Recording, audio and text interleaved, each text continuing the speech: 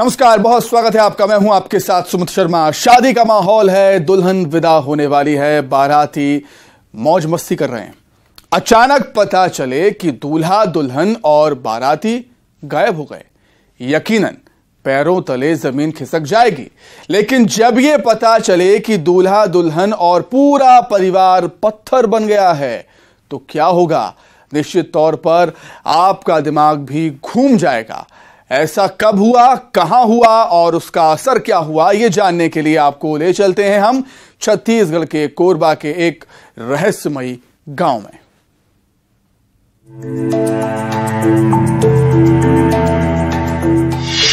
100 साल पुराने समय की यात्रा। यहां दिन में दुल्हन विदा नहीं होती, जब बाराती बन गए पत्थर। यहां बढ़ रहा है पत्थरों का आकार। कोरबा जिले के करतला ब्लॉक का डोंगरी भाटा गांव देखने में दूसरे गांवों की तरह ही दिखाई देता है, लेकिन यहाँ के कुछ अजीबोगरीब पत्थरों पर नजर पड़ते ही आप चौंक जाते हैं। कुछ सवाल हमारे ज़हन में कौंधने लगते हैं। ये पत्थर यहाँ क्यों हैं? ये पत्थर किसके हैं? अचानक से हमें किसी दूसरी दुनिया का एहसास होने लगता है। जब इन पत्थरों के बारे में गांव वालों से पूछते हैं तो एक अनोखी परंपरा हमें हैरान कर देती है। पूछने पर एक बात पता चली कि यहाँ दिन में दुल्हन विदा नहीं होती, लेकिन क्यों? ये कारण जानने के बाद पैरों तले जमीन खिसक जाती है। इन पत्थरों का रहस्य हमें 100 साल पीछे ले जाता है।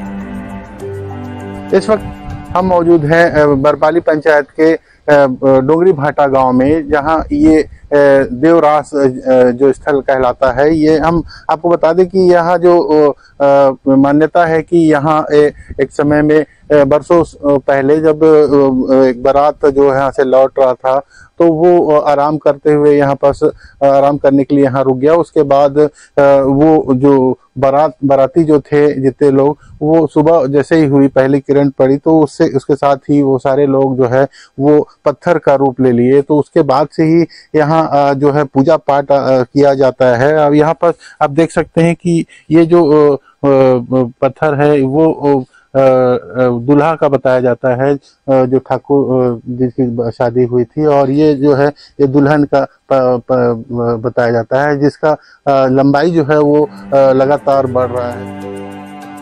गांव वालों की मान्यता है कि करीब 100 साल पहले यहाँ एक बारात आई थी।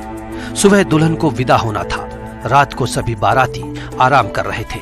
सुबह जब विदाई का वक्त आया तो लोगों के होश उड़ गए। दूल्हा दुल्हन समेत पूरा परिवार गायब था। सामने दिखे तो सिर्फ कुछ पत्थर।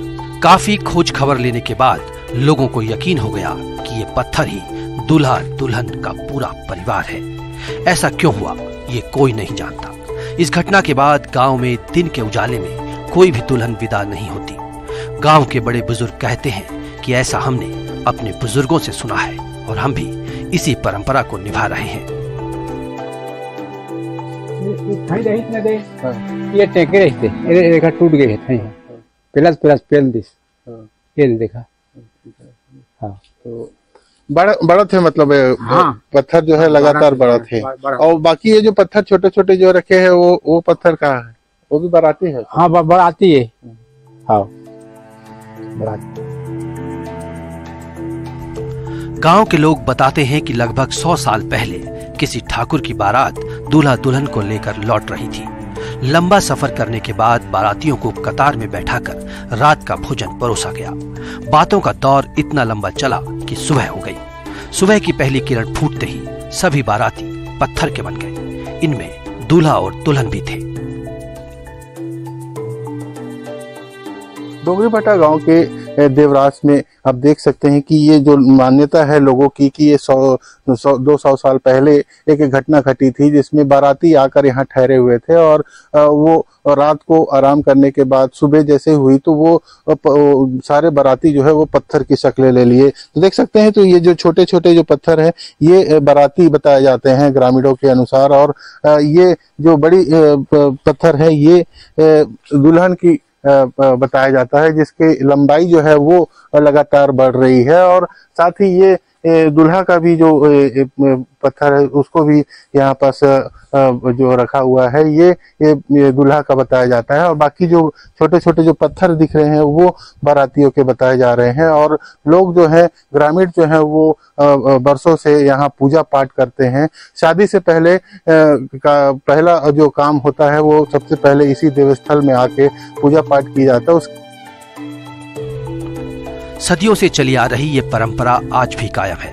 लोग बताते हैं कि किसी अनहोनी के डर से उनके पुरखों ने पत्थर बने इन बारातियों की पूजा करना शुरू कर दिया।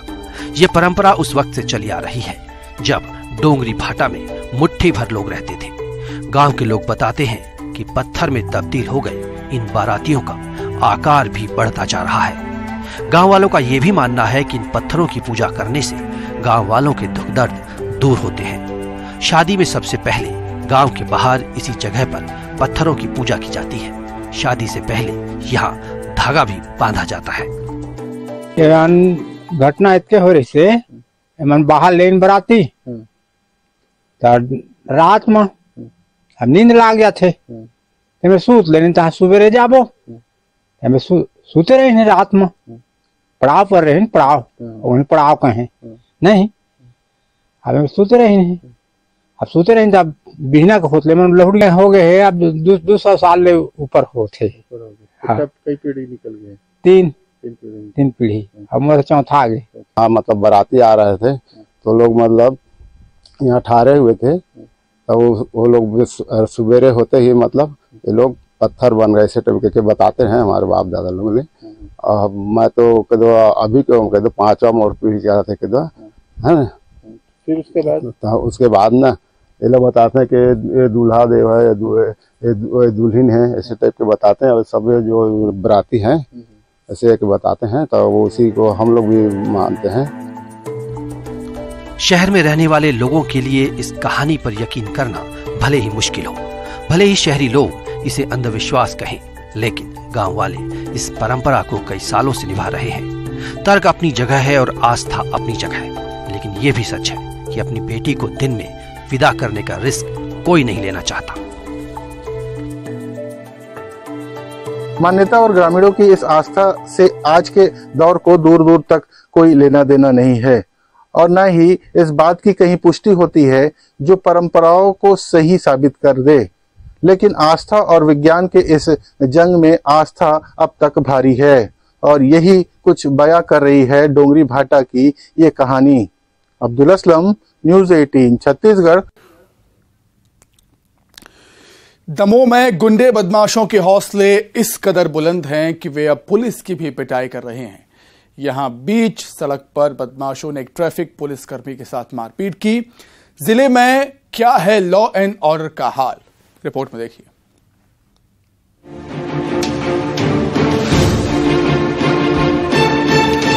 पुलिस का काम लॉ एंड ऑर्डर संभालना, गुंडे बदमाशों को सलाखों के पीछे पहुंचाना होता है, लेकिन यहां देखिए बीच सड़क पर बेखौफ बदमाश पुलिस की ही पिटाई कर रहे हैं।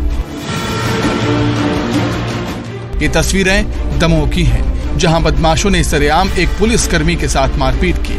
मौके पर मौजूद लोग तमाशबीन बन पुलिसकर्मी को पिटते देखते रहे। बताया जा रहा है कि दमोह में सीएम शिवराज का दौरा था और सुरक्षा के लिए पुलिस बल बुलाया गया था। ये ट्रैफिक पुलिसकर्मी भी दमोह आया था। इस दौरान शहर के कोऑपरेटिव बैंक चौराहे के पास बदमाशों से पुलिसकर्मी की कहासुनी हो गई, जिसके बाद बदमाशों ने पुलिसकर्मी की पिटाई कर दी।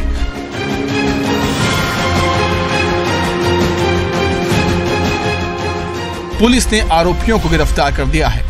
ऐसी घटना आई थी तो हम लोगों ने उसमें FIR ली है और जो संबंधित लोगों को अरेस्ट किया है और सख्त से सख्त उनके खिलाफ कार्रवाई की है, जिससे ये मैसेज जाए कि हमारे जो लॉ एंड ऑर्डर बिगाड़ेगा उनको सख्ती से कार्रवाई की जाएगी। सर कौन कौन सी धाराओं जो पुलिस से जो शासकीय कार्य में बाधा और ये संबंधी धारा हैं वो सब लगाई गई। गिरफ्तारी की गई थी पूरी। कितने लोग जी? कितने लोग? उसमें जो आरोपी हैं सभी आरोपी गिरफ्तारी की गई। पुलिसकर्मी से मारपीट करने वाले जिन आरोपियों के खिलाफ मामला दर्ज किया गया है वो बीजेपी कार्यकर्ता बताए जा रहे हैं। हालांकि आरोपी अब पुलिस की गिरफ्त में हैं।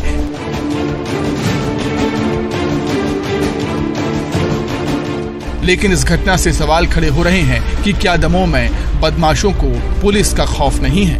आशीष जैन, न्यूज 18 दमोह।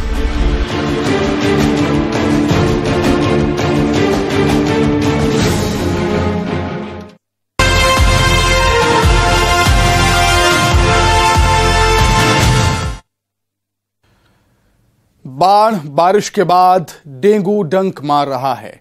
छत्तीसगढ़ में हालात बिगड़ते जा रहे हैं। हर रोज नए मरीज सामने आ रहे हैं। डेंगू के बढ़ते मामले को लेकर राज्य स्तरीय स्वास्थ्य विभाग और नगरीय निकाय की बैठक हुई। इसमें डेंगू की रोकथाम के लिए योजना बनाई गई है।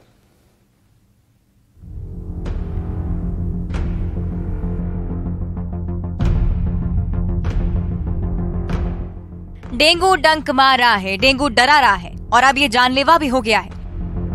छत्तीसगढ़ में बारिश के बाद मौसमी बीमारियों ने दस्तक दी है।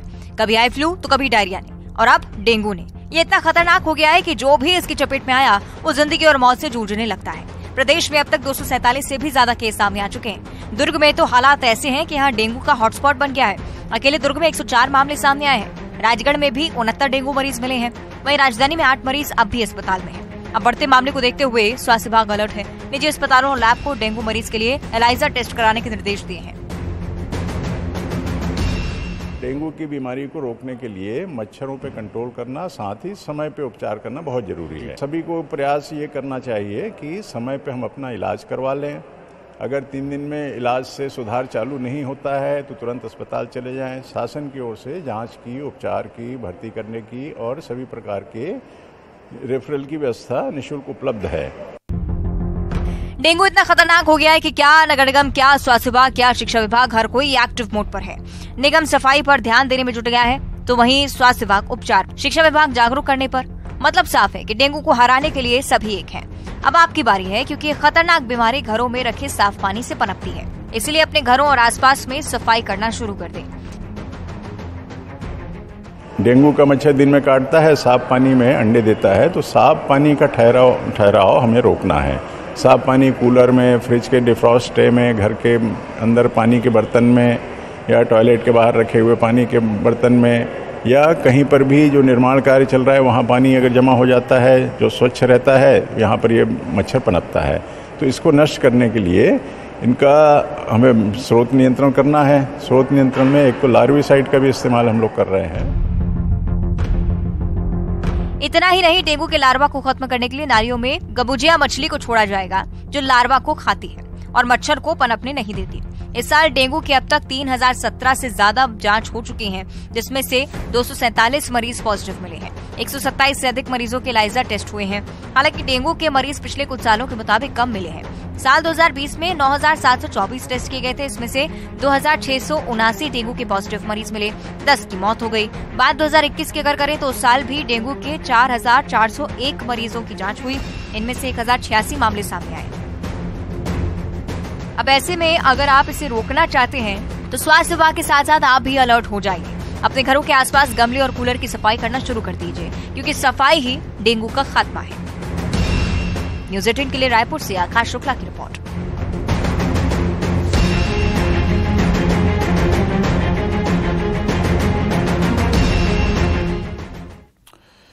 इसी के साथ ये 2:30 का अड्डा मफला इतना ही। नमस्कार।